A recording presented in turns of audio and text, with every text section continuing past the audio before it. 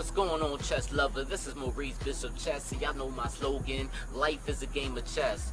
If y'all looking at my content for the first time, and you're the one that want to get better in chess, whether it's opening, middle game, or end game, or maybe on my channel because you want to be entertained with the live bullet and blitz games that I play online, or maybe you want to find out not only how to be successful on the chessboard, but also successful in life. If this is you, make sure you hit that notification bell on, and also don't forget to hit the subscribe button.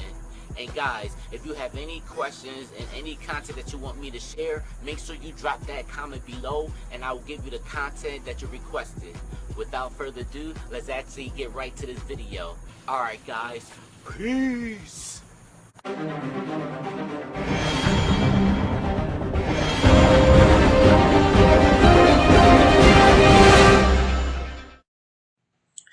What's going on, chess lover? This is Maurice Bishop Chess, and y'all know my slogan, life is a game of chess.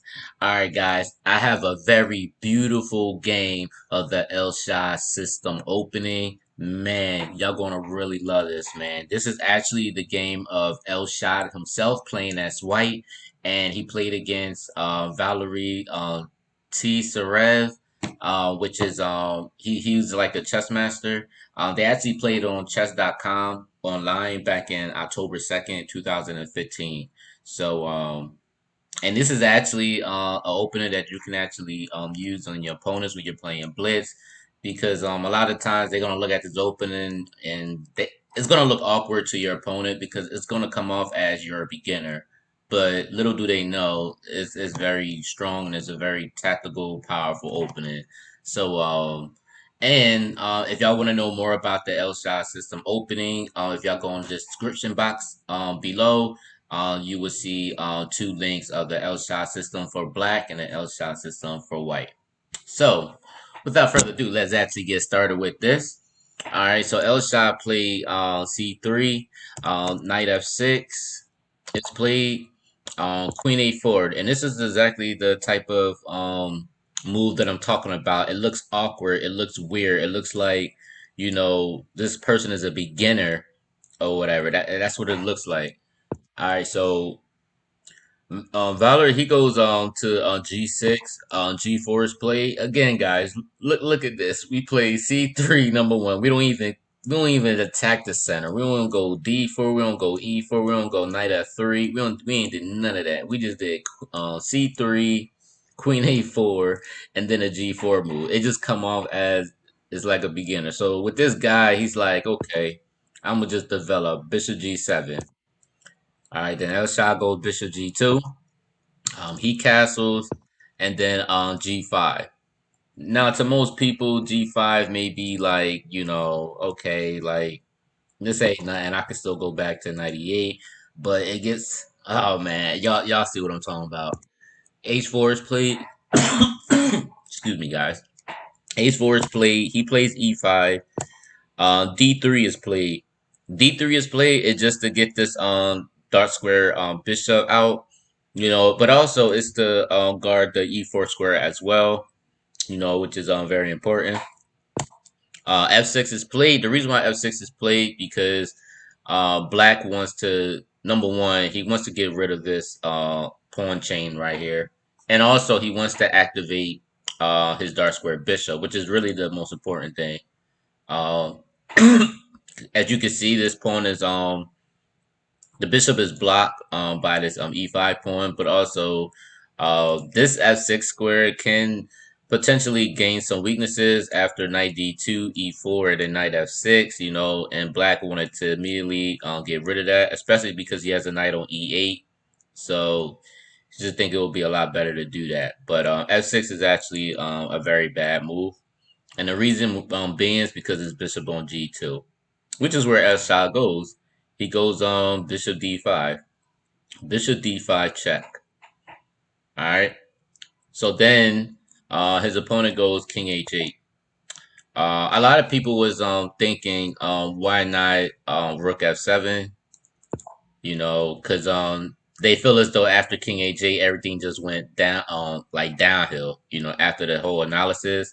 And analysis that they came up with was rook f7.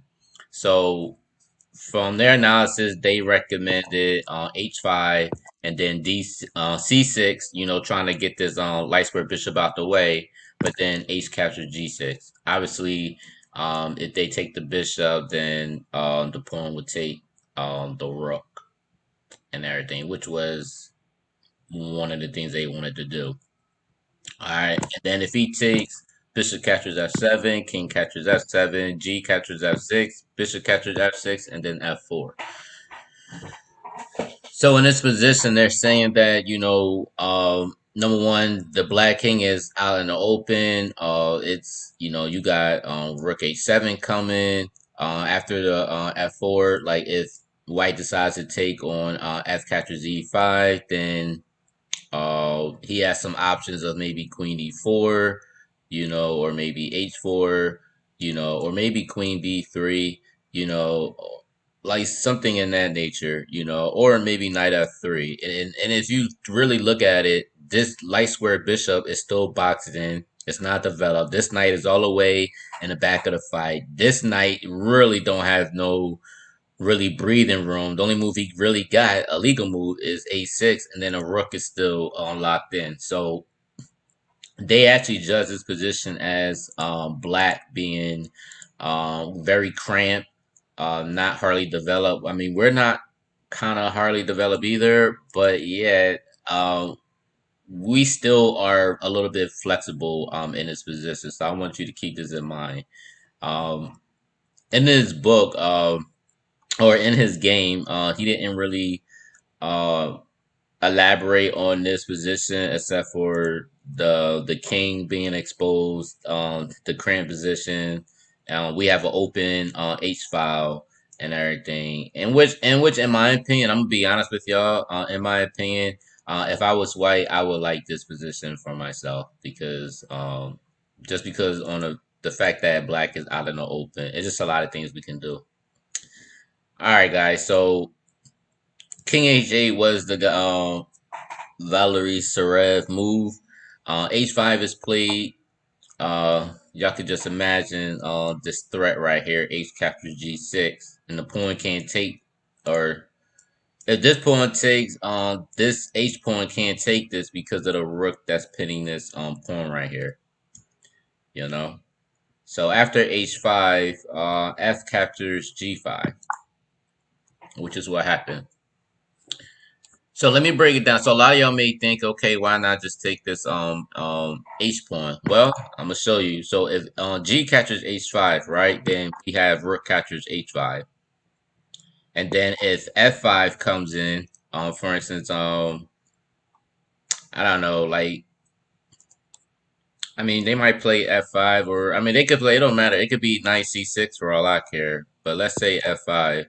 If he goes F5, we have Queen H4. And the whole point of Queen H4 is this is double up on the H file, and we're already threatening checkmate on Rook captures H7. So y'all see that? So then if H6 comes in, then, just trying to stop the mate, then we'll go Rook captures H6 check. And then if Bishop captures, then Queen captures H6 is checkmate. And the reason why it's checkmate because the king can't go G8 because of this light square bishop guarding that square. So this would make it checkmate. So with that being said, so what if it was the other way around? So what if um instead of taking a pawn, why not c6 to get the light square bishop out the way? Why not that? Well, if that was the case, then we'll probably have h captures g6. And then if c captures d5, then we'll have queen h4. And as you notice, this pawn still can't take this pawn because the queen right here is pinning this pawn. So this pawn can't take that pawn. And we already threatening checkmate. Even if the king decides to go king on g8, we'll still threat checkmate. So again, if h6 comes into play, then we'll have g captures h6. As you can see, this just gets crazy. And then we'll have f captures g7. If king captures g7, then queen h6 check. If king g8, then queen h8 checkmate. Or guys, let's say if it was the other way around. Let's say if it was king f6. If king f6 comes into play, Then we'll go G7 check. As you notice, the king can't go here. It could go the king F7 or king E7. But regardless of where he goes, this will be checkmate right here with queen captures F8. So it wouldn't really matter where he goes. All right. All right, guys. So we start off with H5. So this was H5, right? All right. So his opponent, he does F captures G5, and then H captures G6. And then instead of taking, well, he can't take the pawn again. He still can't take this pawn because of this rook. So instead, he goes H6. So number one, he protects his pawn on G5, but also um, it stopped the rook from getting to H7 because his bishop is supporting this pawn on H6. All right. And guys, let me show you this. And it wouldn't even matter if like let's say the knight tries to protect this pawn, it wouldn't really matter because of bishop captures g5 because this knight is actually being pinned. So the knight can't move because this bishop is hitting the queen, you know? So with queen e8, you got bishop captures f6, and then obviously if rook captures on f6, then rook captures h7 is checkmate, you know? And then, guys, even if he did decides to go queen capture g6, it wouldn't really matter because we're already up a piece and everything. So most likely we will just go bishop capture g7, and then if it doesn't matter what he take it with, whether if he takes it with the queen, we still have knight f3, and then we could just bring the queen over. So this position is very great for white. It's actually overwhelming. I don't see how black could win this type of game at all. All right, so I hope y'all catching this. All right, uh, so after the a6, right, guys?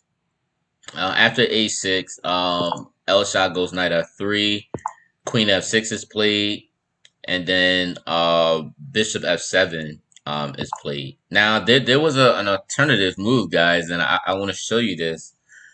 There was a very interesting move that I really did like. Instead of bishop f7, I did like the move queen g4, guys. I actually liked this move like crazy, man. Like like I really like this move. So like for instance, if queen g4, right? Let's say queen g4, right? And let's say queen captures g6. Well, we have the move knight h4. Obviously, the pawn can't take because of queen captures g6. So that queen would be undefended, right? So if queen h7, then we have the move queen captures g5, which is pretty much a queen sacrifice. So the whole point is after queen captures g5, if h captures g5, then we have the knight g6 checkmate.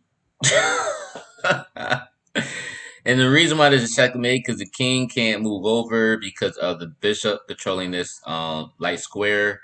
The queen can't capture this knight because the rook is already pinning this queen on h7, and obviously the knight is a monster, on g6, checkmating the king like that. This is embarrassing. I would, this is embarrassing for me, like literally. But anyway, queen f6, bishop f7. This is what Elshad had played, and then knight d6 was actually played.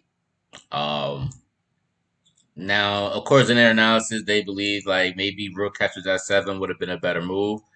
But within further analysis, after rook captures f7, g captures f7, and queen captures f7, then bishop captures g5 comes into play. And as you notice, he hasn't developed at all. Like he's not really developed. So even if he tries to develop with like d5, you still got bishop captures s6 that's on here. And then if you try to I mean, even taking it don't matter if he takes it or not. It's still pretty bad. So even if you go bishop f6, you could do stuff like knight captures e5. Why knight captures e5? Because we're not only getting closer to the king, but also it's like a decoy. So bishop captures e5, right? And then bishop f4 check with a discovered check with the rook on h1. And then if king g8, then we have bishop captures e5, and we're threatening checkmate on h8. And like I said, with this type of move, you'll find people, especially in blitz games and stuff, they'll think real long, but the L shot is so tricky. Like it'll be easy to overlook some move. Like for instance, I think in one of the games the guy played knight c6 and rook h8 was played. So it's easy when you play that. I'm telling y'all guys, the L shot, especially online, if somebody play this type of stuff online and they're very unfamiliar with it, it is easy for them to overlook a mate with themselves because it's just a very unorthodox type of opening. Because psychologically, they don't think you could do anything sneaky with this type of move because it kind of this opening breaks all the rules. You're not really developing. You're moving your queen out or too early. You know, you're doing pawn moves, so it breaks a lot of principles and psychologically it messes your opponent up. So, and this is why I think a lot of people love the Elshad system because of it.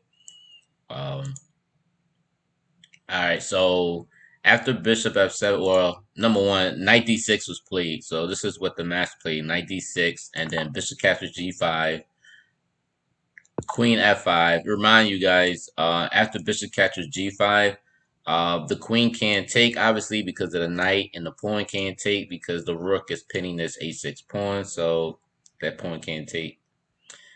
So which is why the queen went to f5, and then bishop captures a6. Knight catches f7 due to the fact that, you know, that bishop on f7 was pretty strong. So after knight catches f7, then bishop catches g7 check, and then king catches g7, rook a7 check, and then guys, the master went king captures g6, and then y'all can see the winning move, knight h4 check, which is so nasty, so nasty. Oh, yeah, guys, this was very nasty. Obviously, the master resigned after that. It was it was crazy, guys. But let's look back. So let's say bishop captures g7, right? And I'm trying to see bishop captures. No, so let's go back. So let's say there's another way too, guys. So let's say the bishop doesn't take. Let's say we go g captures f7, right? And let's say bishop catches a6, thinking that it could be like maybe better. So rook catches a6, king g7, and then queen h4. You know, let's say this move. If you do a move like this, queen h4, obviously um the king may take the pawn, and then you'll just go rook h7 check, and then if he goes king e8, then you have a mate, which is on e7. But I also thought about in the analysis, why not this move? So I guess it still kind of works the same technically. Rook d6 check, or maybe the other way. Maybe queen e7 will actually be a lot better actually, because then you get them deeper in here. c4 check. I'm overdoing these moves out, guys. I'm just trying to see for myself why they didn't do this.